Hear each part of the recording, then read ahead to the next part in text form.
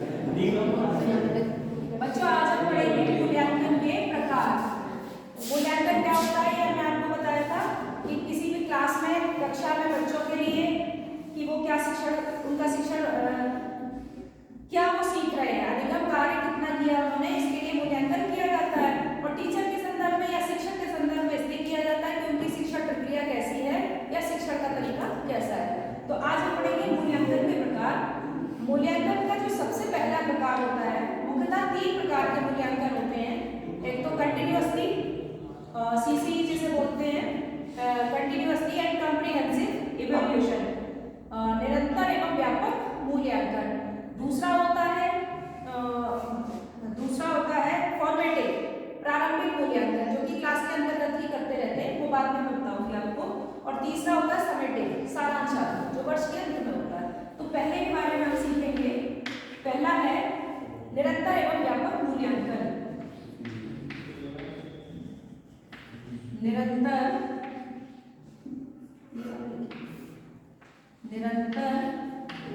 एवं व्यापक मूल्यांकन।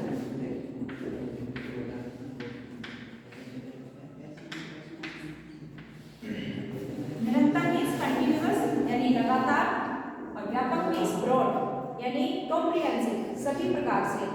तो इसका जो पहला है, इसमें क्या होता है कि यह प्रक्रिया, जो मूल्यांकन की यह प्रक्रिया है, यह पूरे शिक्षण सत्र में चलती है, यानी पूरे वर्ष भर चलती रहती है। जिस दिन से आप क्लास में एडमिशन लेते हैं, क्लास में पढ़ना शुरू करते हैं, उस दिन से लेकर के आपकी परीक्षा के दिन तक आपकी इवैल्यूएशन की प्रक्रिया चलती रहती है। इसमें क्या होता है कि इसमें पाठ्यक्रम पर आधारित जो सहगामी क्रियाएं होती हैं, उन गतिविधियों का मूल्यांकन इसमें किया जाता है। पाठ्य सहगामी क्रियाओं का मूल्यांकन इसके अंतर्गत किया जाता है, यानी ये पूरे वर्ष भर सत्र के दौरान, यानी इसको हम कहेंगे कि पाठ्यक्रम पर आधारित वर्ष में, यानी पूरे सत्र में। यदि आप क्लास में हैं, नहीं है, आप कैसे बोलते हैं, आप क्या करते हैं, आप कितना पढ़ते हैं, कितना काम करते हैं, ये सारी आपकी क्या एक्टिविटीज हैं क्लास में, कैसी आपने फाइल बनाई है या नहीं बनाई है, सारी प्रक्रियाओं का इसके अंतर्गत मूल्यांकन किया जाता है। समझ में आया? दूसरा होता है प्रारंभिक मूल्यांकन। इसे हम फॉर्मेटिव असेसमेंट भी कहते हैं। प्रारंभिक कहें, निर्माणात्मक मूल्यांकन कहें, यानी प्रारंभिक मूल्यांकन।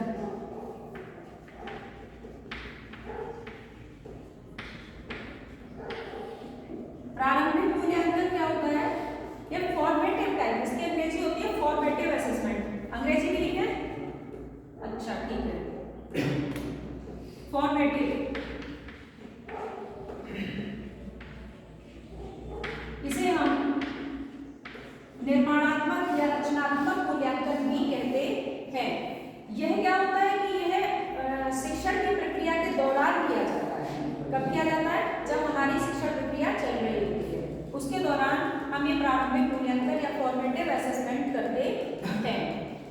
इसका उद्देश्य जो होता है, क्या होता है कि बच्चे या छात्रों की कमजोरियों को पहचान कर उनको दूर करना होता है। फॉर्मेटिव असेसमेंट का उद्देश्य क्या होता है कि जो छात्र कक्षा में जब हम पढ़ा रहे हैं, उस समय हम देखते हैं कि कौन सा छात्र किस सब्जेक्ट में या किस चीज में कमजोर है, उसका पता लगाते हैं और शाम को उसके लिए रिलेटेड क्लासेस का अरेंजमेंट हम करते हैं, और उसमें उसको अलग से हम उस टॉपिक को अलग से पढ़ाते हैं, ताकि वो भी क्लास में सीख सके, सब बच्चों के साथ एक साथ चल सके।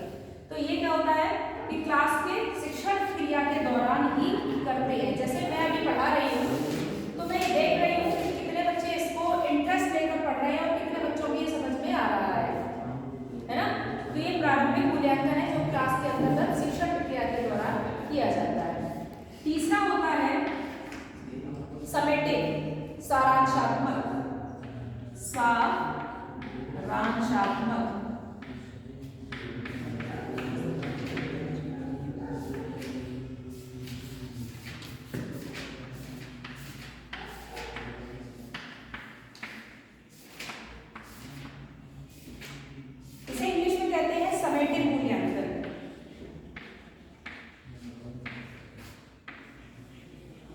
सम मीन्स क्या होता है? सम मीन्स क्या होता है? जोड़।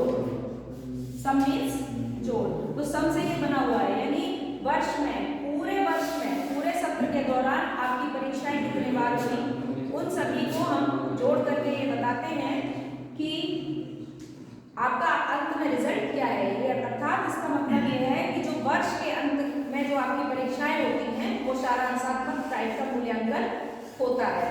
जैसे आप लोगों का वर्ष में या सेमेस्टर के अंत में आपकी परीक्षा की जाती है तो वो किस मूल्यांकन के अंतर्गत आती है? सारांशात्मक या समेटिव मूल्यांकन के अंतर्गत आता है। इससे भी हमें ये पता चलता है कि छात्र ने क्या सीखा। सभी मूल्यांकन का उद्देश्य एक ही है कि छात्र ने क्या सीखा, कितना सीखा और क्या किया। तो आपको